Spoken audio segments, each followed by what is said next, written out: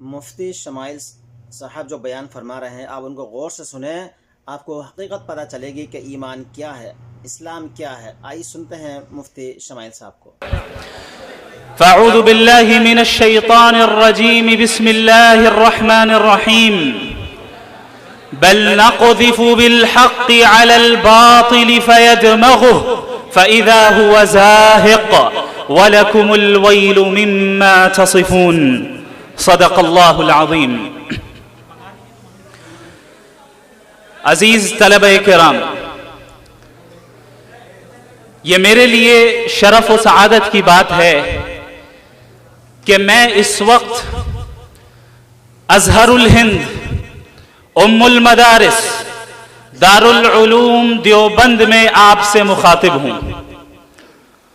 اللہ رب العالمین کا فضل و کرم ہے آپ تمام طلباء کے اوپر بھی کہ آپ حضرات کو اس ادارے میں علوم شرعیہ حاصل کرنے کا اس نے موقع عطا کیا۔ یہ وہ ادارہ ہے جو فکر نانوتوی کا حامل ہے، اور فکر نانوتوی کے حاملین وہ ہیں جنہوں نے دنیا کے مختلف ممالک میں رہ کر انسانی زندگی کے ہر شعبے میں دین اسلام کی اشاعت اور دفاع کی خدمت انجام دی اور ابھی بھی دے رہے ہیں۔ اللہ رب العالمین نے محمد الرسول اللہ صلی اللہ علیہ وسلم کے ذریعے جو پیغام اور جو تعلیم پوری امت کو دی ہے، بلکہ پوری انسانیت کو دی ہے، وہ تعلیم یہ ہے کہ ہم اور آپ ایک بامقصد زندگی گزاریں اور ہمارے ہر کام کے پیچھے مقصد ہو۔ یہی وجہ ہے کہ جب ہم اپنے اسلاف کی زندگی کو دیکھتے ہیں تو ان کے کاموں کے پیچھے ہمیں متعدد حکمتیں نظر آتی ہیں، اور ہمیں یہ معلوم چلتا ہے کہ ان کے ہر کام کے پیچھے ایک مقصد ہوا کرتا تھا۔ اور وہ مقصد کیا تھا؟ وہ مقصد صحیح معنی میں یہ تھا کہ ہم اللہ کو راضی کرنے والے بن جائیں، ہم اللہ کی معرفت حاصل کرنے والے بن جائیں، اور اللہ کو راضی کر کے جنت کو حاصل کریں، اور اس کے دین کا دفاع کریں، اور اس کی حفاظت کریں، اور اس کی نشر و اشاعت کریں۔ یہی وجہ ہے کہ ہمارے اسلاف نے اس بات پر زور دیا کہ ہمارے اندر نافعیت پیدا ہو۔ فَأَمَّا الزَّبَدُ فَيَذْهَبُ جُفَاءً وَأَمَّا مَا يَنْفَعُ النَّاسَ فَيَمْكُثُ فِي الْأَرْضِ كَذَلِكَ يَضْرِبُ اللَّهُ الْأَمْثَالَ کہ جو جھاگ ہے وہ ختم ہو جاتا ہے، لیکن جس کے اندر نافعیت ہے وہ باقی رہتا ہے، اور اللہ اسی طرح مثالیں دیتا ہے۔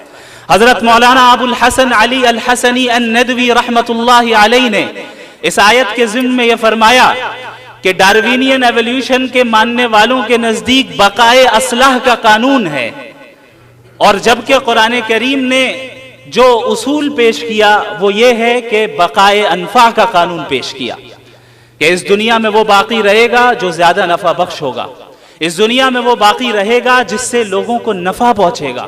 لہٰذا اگر ہم نے اور آپ نے اپنے اندر نافعیت کو پیدا کیا جس کے ذریعے تمام انسانوں کو نفع پہنچے، تو یاد رکھیے باقی آپ ہی رہیں گے، باقی آپ ہی رہیں گے۔ یہ اللہ کا قانون ہے، یہ اللہ کی سنت ہے، یہ قرآن کا اعلان ہے۔ لہٰذا اس بات کا عزم کرنا ہے ہم سب کو کہ ہم اور آپ اسلام کی حفاظت کی خدمت انجام دیں گے، اور ہر زمانے میں جتنے نئے فتنے اٹھیں کبھی ان فتنوں سے ہم مرعوب نہیں ہوں گے۔ جب آپ صحابہ کرام کی زندگی کو پڑھیں تو آپ کو اندازہ ہوگا کہ صحابہ کرام کے دل و دماغ میں ایمان اس طرح راسخ ہو گیا تھا کہ قیصر و کسریٰ کا عظیم الشان نظام انہوں نے پلٹ ڈالا، لیکن کبھی اس نظام سے مرعوب نہیں ہوئے، کبھی کسی سے متاثر نہیں ہوئے، کبھی یہ نہیں سمجھا کہ دنیا کیا کر رہی ہے اور دنیا اس طرح چل رہی ہے، نبی ہمیں دوسری طرح چلا رہے، نہیں، بلکہ فخر سے بیان کیا۔ ایک شخص نے ایک صحابی رسول سے استہزان کہا، ارے تمہارے نبی کیا استنجا کرنا بھی سکھاتے ہیں؟ انہوں نے یہی جواب فخر کے طور پہ کہا کہ جی ہاں، استنجا کرنا بھی سکھاتے ہیں۔ یہ اس کے سچے نبی ہونے کی دلیل ہے۔ اس دین کے کامل ہونے کی دلیل ہے کہ یہ دین طہارت سے لے کر آگے تک اور ہر انسانی زندگی کے ہر شعبے کے متعلق تعلیم رکھتا ہے. یہ اس دین کی خصوصیت ہے. یہی وجہ ہے کہ جب ہم اسلام کی بات کرتے ہیں تو کامل اسلام کی بات کرتے ہیں. اسلام کا مطلب یہ نہیں کہ ہم صرف نماز روزہ رکھنے والے بن جائیں، بلکہ اسلام یہ ہے کہ ہمارا ورلڈ ویو اسلامی ہو جائے. ہم ہر چیز اسلام کے مطابق کریں، چاہے ہم زندگی کے کسی بھی مرحلے میں کیوں نہ ہو. اللہ رب العالمین کا یہ احسان رہا، فضل رہا کہ اللہ نے ہم سب کو اس دین کے علم کو حاصل کرنے کی توفیق عطا فرمائی. اب ہماری ذمہ داری ہے کہ اس نعمت کی ہم قدر کس طرح کرتے ہیں، چونکہ اللہ کا یہ دستور ہے، اللہ کا یہ نظام ہے کہ اللہ اس شخص کی نعمتوں میں اضافہ کرتا ہے جو اس کی نعمتوں کا شکر ادا کرتا ہے. اور اگر ہم اس نعمت کی ناشکری کریں تو اس بات کا اندیشہ ہوتا ہے کہ کہیں ایسا نہ ہو کہ وہ نعمت ہم سے سلب کر لی جائے اور کسی اور کو دے دی جائے. اس ادارے میں آپ کا موجود ہونا، اس ادارے میں ہم سب کا اس وقت موجود ہونا، یہ در حقیقت اللہ کی نعمت ہے اور اس کی قدر کرنا یہ ہم سب کی ذمہ داری ہے. مجھے بڑی خوشی ہوئی جب میں یہاں داخل ہوا. مجھے یہ امید نہیں تھی، بلکہ یہ توقع نہیں تھی کہ اتنی محبت آپ حضرات اپنی محبت کا اظہار میرے لیے کریں گے، چونکہ حقیقتاً میں اپنے آپ کو اس کا اہل نہیں سمجھتا اور ہوں بھی نہیں. اور یہ محض اللہ کا فضل رہا کہ ذالک فضل اللہ یؤتیہ من یشاء، کہ اللہ رب العالمین جس طرح دین کا کام لینا چاہے لے. میرے عدم استحقاق اور نااہلی کے باوجود اللہ نے یہ کام لیا. یہ ضرور میرے اساتذہ کرام، میرے مشائخ اور تمام مسلمانوں کی دعاؤں کا ہی نتیجہ ہے. اللہ رب العالمین کے اس دین کا دفاع کرنا اور آپ جس زمانے میں ہو اس زمانے میں ابھرتے ہوئے فتنوں کا مقابلہ اس انداز میں کرنا جو اس زمانے کا تقاضا ہو، یہ در حقیقت ہمیں ہمارے اسلاف کی زندگی سے اس کا پتہ چلتا ہے. آپ اللہ کے نبی صلی اللہ علیہ وسلم کے زمانے سے لے کر ہمارے زمانے تک آ جائیں اور پوری تاریخ اسلامی کو آپ دیکھیں کہ امت مسلمہ کس طرح نشیب و فراز سے گزری ہے. اور یہ در حقیقت اللہ کا پلان ہے، چونکہ کوئی بھی قوم اگر نشیب و فراز سے نہیں گزرے تو اس کی صلاحیتیں کبھی پختہ نہیں ہو سکتی اور اس کی صلاحیتیں کبھی قائم اور دائم نہیں رہ سکتی. اگر یہ امت نشیب و فراز سے گزری ہے اور ابھی بھی گزر رہی ہے تو کسی بھی طرح مایوسی کا شکار نہیں ہونا ہے، بلکہ اس کو اللہ کا نظام تربیت، اللہ کے نظام تربیت کا حصہ سمجھنا ہے. اور یہی وجہ ہے کہ اللہ نے قرآن کریم میں یہ حکم فرمایا، یا ایھا الذین آمنوا اصبروا وصابروا ورابطوا واتقوا اللہ لعلکم تفلحون. اے وہ لوگ جو ایمان لے آئے، صبر کرو اور صبر کی فضا عام کرو. صرف یہ نہیں کہا گیا کہ صبر کرو، بلکہ صبر بھی کرنا ہے اور مصابرہ بھی کرنا ہے. صبر کا تعلق ہر شخص سے ہے اور مصابرہ کا تعلق اجتماعیت سے ہے، یعنی خود بھی صابر بننا ہے اور صبر کی فضا کو عام کرنا ہے. حوصلہ پیدا کرنے والے کلمات کو عام کرنا ہے. حوصلہ شکن الفاظ نہیں کہنے ہیں، ہمیں ایک دوسرے کا تعاون کرنا ہے. ورابطوا، اور محاذ پر ڈٹے رہو، مورچوں پر ڈٹے رہو، کبھی باطل سے متاثر نہ ہو. یہ نہ دیکھو کہ تمہارے پاس اسباب کی کمی ہے، تعداد کی کمی ہے. یہ دیکھو کہ تم کس رب کے ماننے والے ہو. وہ رب قادر مطلق ہے. وہ رب جب چاہے گا، جیسا چاہے گا، جس سے چاہے گا ویسا کام لے گا. اس رب سے استعانت کرو، اس رب سے مدد طلب کرو اور اس بات پر ڈٹے رہو کہ محمد الرسول اللہ صلی اللہ علیہ وسلم کی تعلیمات کے مطابق ہی ہم زندگی گزاریں گے اور اسی دین اسلام پر ہی مریں گے، اس کے علاوہ کسی اور نظام پر نہیں مریں گے. ایک دوسرا پیغام جو میں آج اس مبارک مقام سے دینا چاہتا ہوں، وہ پیغام بہت اہم ہے. یہ پیغام صرف آپ کے لیے نہیں بلکہ ہمارے ملک کے تمام ان طلباء کے لیے ہے جو کسی بھی ادارے میں علوم شرعیہ کو حاصل کر رہے ہیں.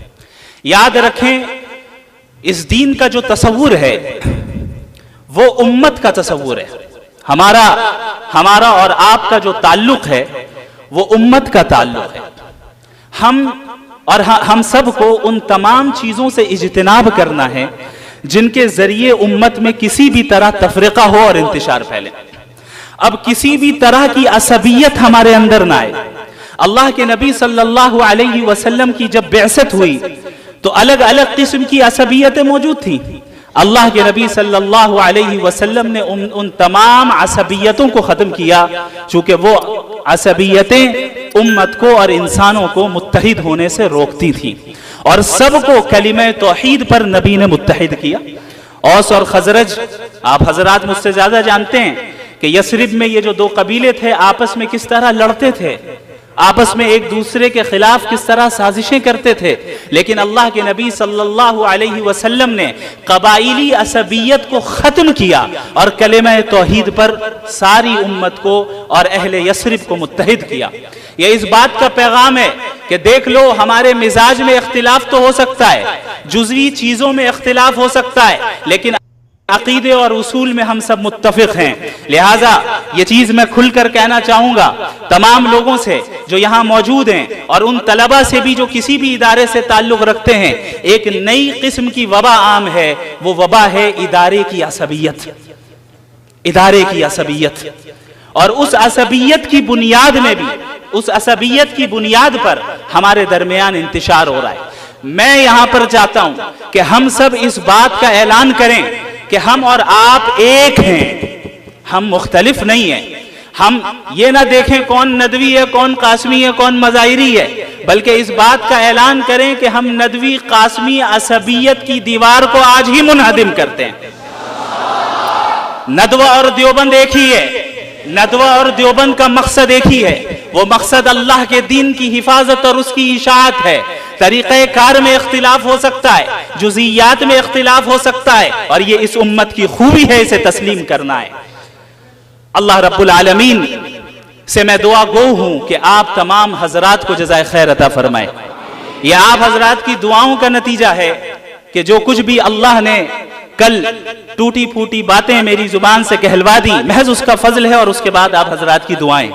اور میں ایک چیز اور بتاؤں کہ اس ڈیبیٹ اور مناظرے کو جو انجام دیا ہم نے، اس کی آخری تیاری اسی سرزمین دیوبند میں ہوئی الحمدللہ. اور جو بھی ہمیں کامیابی حاصل ہوئی، اللہ کا فضل، آپ حضرات کی دعائیں، اور بالخصوص حضرت مفتی یاسر ندیم الواجدی دامت برکاتہم العالیہ کی توجہ خاص اور ان کی تربیت کا نتیجہ رہا کہ ہم اس مرحلے سے کامیابی کے ساتھ گزر گئے. حضرت مولانا رحمہ اللہ حفظہ اللہ تعالی، رحمہ اللہ لغوی اعتبار سے کہنا صحیح ہے، اللہ ہم سب پر رحم کرے، ہم سب پر رحم فرمائے. حضرت مولانا حفظہ اللہ تعالی سے میں نے، جو ہمارے وہ شخص تھے جن کے ساتھ مناظرہ ہوا، جب میں نے یہ ارادہ کیا کہ انہیں اس مناظرے کی دعوت دینی چاہیے، تو سب سے پہلے میں نے جنہیں فون کیا وہ مفتی صاحب تھے. اور مفتی یاسر ندیم الواجدی صاحب سے میں نے مشورہ کیا اور ان سے پوچھا کہ حضرت آپ کی کیا رائے ہے، کیا یہ قدم اٹھانا چاہیے یا نہیں. حضرت نے ہمت افزائی کی اور اجازت دی کہ آپ ضرور یہ کام کریں، انشاءاللہ خیر ہوگا. اور اس وقت سے لے کر ابھی تک مسلسل حضرت نے میرا تعاون کیا اور میری مدد کی. جو فکر میں ندوۃ العلماء سے لے کر آیا تھا کہ مغربی تہذیب کے خلاف کام کرنا ہے، اور حضرت مولانا ابو الحسن علی ندوی رحمہ اللہ کی تحریروں سے جو فکر مجھے حاصل ہوئی، کیونکہ آپ سب کو معلوم ہونا چاہیے کہ حضرت مولانا علی میاں ندوی رحمہ اللہ اکثر مغربی تہذیب کے خلاف لکھتے تھے، اور اکثر یہ کہتے تھے کہ اس زمانے کا سب سے بڑا فتنہ ہے، اس کا مقابلہ کرنا چاہیے. یہاں تک کہ انہوں نے یہ جملہ کہا کہ مجھے یقین ہے کہ اگر آج ابو حنیفہ زندہ ہوتے، امام مالک زندہ ہوتے، امام شافعی زندہ ہوتے، امام احمد بن حنبل رحمہم اللہ اجمعین زندہ ہوتے، تو تھوڑی دیر کے لیے شاید فقہ کی تدوین کو بھی روک دیتے اور مغربی تہذیب کے رد پہ لگ جاتے. یہ اللہ کا فضل ہے کہ اللہ رب العالمین نے دارالعلوم دیوبند کے فارغ اور ملک کے بلکہ عالمی سطح کے معروف اسکالر جناب مفتی یاسر ندیم الواجدی کا انتخاب فرمایا کہ وہ اس محاذ پر ایک پوری ٹیم تیار کریں. لہذا ندوۃ العلماء سے فراغت کے بعد میں نے حضرت مفتی صاحب کے پاس تحافظ الملاحدہ کا کورس کیا، اور یہ جو 2 سالہ کورس تھا در حقیقت اس کورس کے ذریعے سے ہی راستے ہموار ہوئے، اور مجھے پتا چلا کہ جو فکر میرے اندر ہے اس کو عملی جامہ کیسے پہنانا ہے. اللہ رب العالمین انہیں جزائے خیر عطا فرمائے. میں اکثر کہتا ہوں کہ حضرت کا احسان میرے اوپر اتنا زیادہ ہے کہ جس طریقے سے امام ابو یوسف کے لیے ابو حنیفہ تھے، جس طریقے سے ابن قیم کے لیے ابن تیمیہ تھے، ٹھیک اسی طریقے سے میرے لیے حضرت مفتی یاسر ندیم الواجدی دامت برکاتہم العالیہ ہیں. اللہ رب العالمین ان کی عمر میں برکت عطا فرمائے، ان کے فیض کو عام فرمائے، ان کو صحت عطا فرمائے، اور ان کی نگرانی میں ہم سب کو کام کرتے رہنے کی توفیق عطا فرمائے. کچھ دنوں سے میں یہ سوچ رہا تھا کہ آخر کیا وجہ ہے کہ ان صاحب کے ساتھ مناظرہ کرنے کے لیے اللہ نے میرا انتخاب کیا. کیا ہی بہتر ہوتا کہ حضرت مفتی یاسر ندیم الواجدی صاحب مناظرہ کر رہے ہوتے. تو بڑے غور و فکر کے بعد یہ بات میرے ذہن میں آئی کہ شاید اللہ رب العالمین کو حضرت مفتی یاسر ندیم الواجدی کو ایسے مقام پر فائز کرنا تھا جہاں سے وہ یہ کہہ سکے کہ بھائی تجھ سے تو میرا شاگرد ہی نمٹ لے گا. الحمدللہ. I love you too. بارک اللہ فیکم. انشاءاللہ تعالی یہ سلسلہ دین کی حفاظت کا جاری رہے گا، اور آپ حضرات کو دیکھ کر یہ امید کرتا ہوں اور یہ مجھے احساس ہوتا ہے کہ انشاءاللہ آپ میں سے ہر ایک فرد جدید فتنوں کا مقابلہ کرنے کے لیے تیار ہوگا. جتنے فتنے سر اٹھائیں گے انشاءاللہ ہر گھر سے شمائل اٹھے گا. انشاءاللہ جتنے بھی فتنے اٹھے انشاءاللہ اس دین کی حفاظت کرنے کے لیے ہر صدی میں رجال اللہ کھڑے ہوں گے. جس طرح ہر زمانے میں ایسے رجال اللہ کو اللہ نے پیدا کیا کہ وہ اپنے اپنے زمانے کے فتنوں کو انہوں نے کچل کر رکھ دیا اور ان زنجیروں کو توڑ کر رکھ دیا.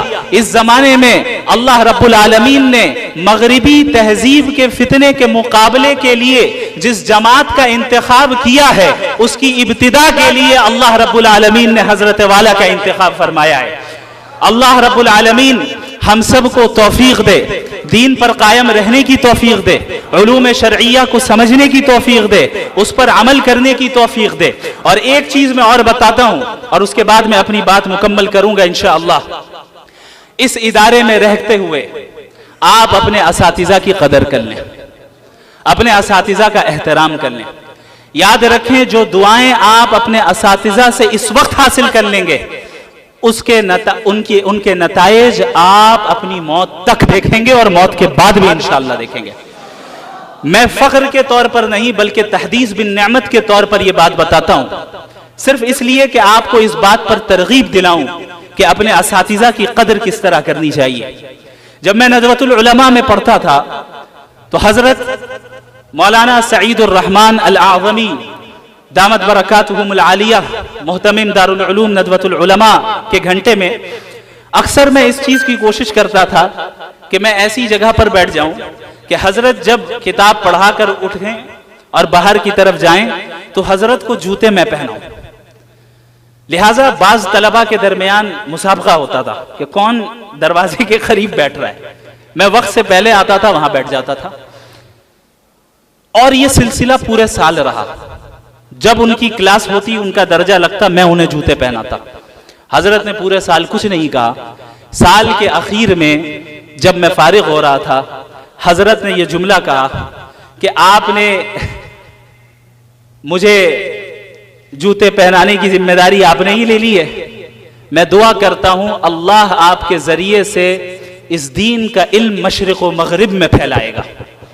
میں سمجھتا ہوں کہ یہ جو کچھ بھی کام کل ہوا یہ میرے اساتذہ کرام کی دعاؤں کا نتیجہ ہے، میرا اس میں کوئی دخل نہیں، کوئی بھی دخل نہیں۔ میں نے بس ایک چیز کی پابندی کی کہ میں اپنے اساتذہ کی باتیں مانتا تھا۔ اگر وہ کہتے تھے کہ باہر نہ جاؤ تو میں نہیں جاتا تھا، اگر وہ کہتے تھے کہ اس وقت پڑھو تو میں پڑھتا تھا، میں نے اتنا ہی کیا ہے۔ یہ ان حضرات کی دعاؤں کا نتیجہ ہے کہ اللہ رب العالمین جس سے جو چاہے کام لے لے۔ یہ واقعہ میں نے آپ کو اس لیے بتا دیا تاکہ آپ حضرات جس قیمتی لمحے سے اس وقت گزر رہے ہیں اس کی قدر حقیقی معنی میں آپ کو اس وقت ہوگی جب آپ اس ادارے سے فارغ ہو کر نکل جائیں گے، لیکن قبل اس کے کہ بہت دیر ہو جائے ہم اور آپ اس لمحے کو اور اس نعمت کی قدر کر لیں اور اسے غنیمت سمجھیں اور اپنے اساتذہ کے مشوروں کے مطابق کام کریں اور اپنے اندر اللہ سے تعلق قائم کریں۔ یاد رکھیں بالآخر اللہ کا تعلق ہی کام آتا ہے، بالآخر اخلاص ہی کام آتا ہے کہ ہم جو کام کریں اللہ کے لیے کریں، کسی دنیاوی غرض سے نہ کریں۔ بہرحال یہ ایسی باتیں ہیں جو آپ حضرات مجھ سے زیادہ جانتے ہیں اللہ کے فضل سے، اور ان باتوں کو آپ اپنے اساتذہ کرام سے براہ راست سنتے آئے ہیں اور سنتے رہیں گے انشاءاللہ تعالی۔ مزید میں ان حضرات کی موجودگی میں مزید لب کشائی کی جرت نہیں کر سکتا، اسی لیے میں اتنی باتوں پر ہی اکتفا کرتا ہوں۔ جزاکم اللہ خیرا وآخر دعوانا ان الحمد للہ رب العالمین۔